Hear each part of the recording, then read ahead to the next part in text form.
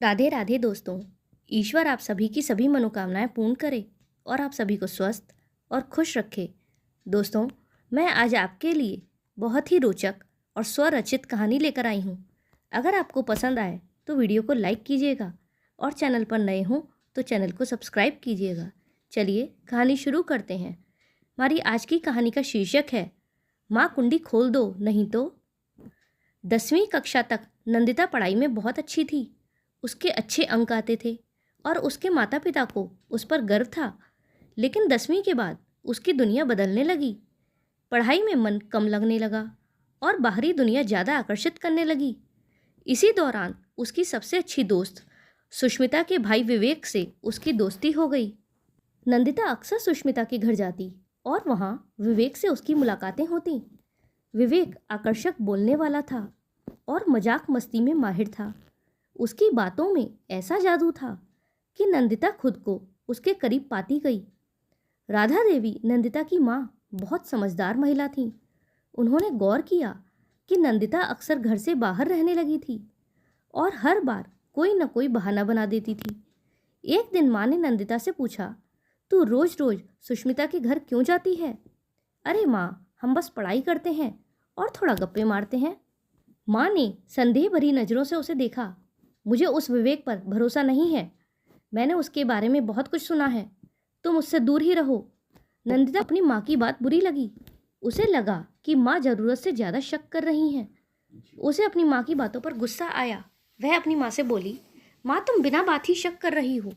वह तो बहुत अच्छा लड़का है और सुष्मिता भी तो हमेशा मेरे साथ होती है। माँ के पास कोई सबूत नहीं था, इसीलिए उसे कुछ भी नहीं कह पाई। लेकिन सच तो यह था कि नंदिता को भी विवेक पसंद आने लगा था। उसे उसका साथ अच्छा लगता था। कई बार तो सुष्मिता घर में नहीं होती थी, फिर भी वह विवेक से मिलने चली जाती थी। एक दिन विवेक ने हंसी मजाक के दौरान नंदिता से पूछा, तुमने कभी भूत देखा है? नंदिता मुस्कुराई। तुमसे बड़ा भूत कोई हो सकता है क्या? विवेक को ऐसे जवाब की उम्मीद नहीं थी। उसने फिर कहा, पर चुड़ैलों से तो सामना हुआ होगा। नहीं, ऐसी कोई बेवकूफ़ी नहीं हुई। विवेक गंभीर स्वर में बोला, तुम्हें नहीं पता इस दुनिया में क्या क्या हो सकता है। आओ तुम्हें कुछ दिखाता हूँ। वह उसे एक कमरे में ले गया और उसे सम्मोहित करने की कोशिश करने लगा। उसने कहा, अपनी हथेली को गौर से देखो, बीच की उंगली को ध्यान से देखो, तुम्हारी आंखें भारी हो रही हैं।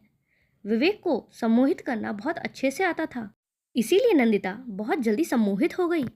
नंदिता ने वैसा ही किया जैसा विवेक उससे कह रहा था और अचानक उसे ऐसा महसूस होने लगा जैसे कमरे में कोई और भी मौजूद है।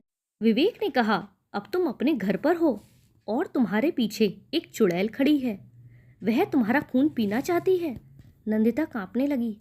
वह चीख पड़ी, मुझे बचाओ, मैं मरना नहीं चाहती। विवेक मन ही मन बहुत खुश था। सब कुछ उसकी योजना के अनुसार हो रहा था। विवेक ने नंदिता को सांत्वना दी, डरो मत, मैं हूं ना। मैं एक पंडित को जानता हूं जो इस समस्या का समाधान कर सकता है, लेकिन इसके लिए 10,000 रुपये और कुछ गहनों की ज़रूरत पड़ेगी। नंदिता हड़बड़ा गई, मेरे पास इतने पैसे नहीं हैं। सच बात तो ये है कि मेरे पास तो 500 रुपये भी नहीं हैं और गहने तो माँ के पास हैं। विवेक ने धीरे से कहा, अगर तुम गहने नहीं लाओगी तो चुड़ैल तुम्हें खत्म कर देगी, और अगर वह तुम्हें नहीं ले गई तो मुझे ले जाएगी, और मैं मरना नहीं चाहता।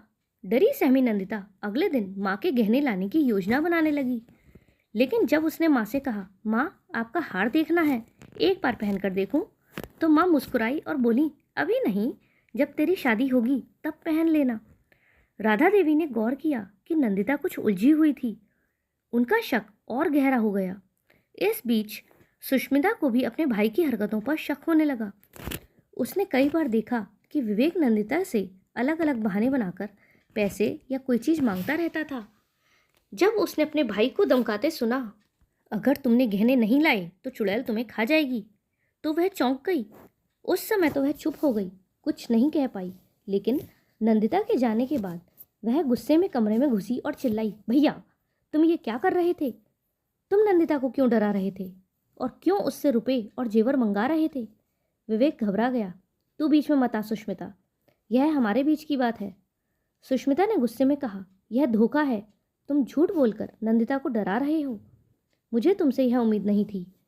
विवेक ने उसे शांत करने की कोशिश की और कहा, मैं तो सिर्फ उसके साथ मजाक कर रहा हूँ। तुम एक काम करना, नंदिता से कह देना कि मुझे जेवर की और रुपयों की कोई ज़रूरत नहीं है। बिना जेवर के ही काम हो जाएगा। वह बिना जेवर के ही कल आ जाए। सुष्मिता ने कहा, यह आपका कोई नया नाटक तो नहीं है? तब वह बोला, नहीं नहीं, तुम बस उसे इतना कह देना कि मुझे सच में जेवर नहीं चाहिए। उसे कुछ कुछ अपनी भाई की बातों पर विश्वास हुआ, इसीलिए अब सुष्मिता कुछ भी नहीं कह पाई और वहाँ से चली गई।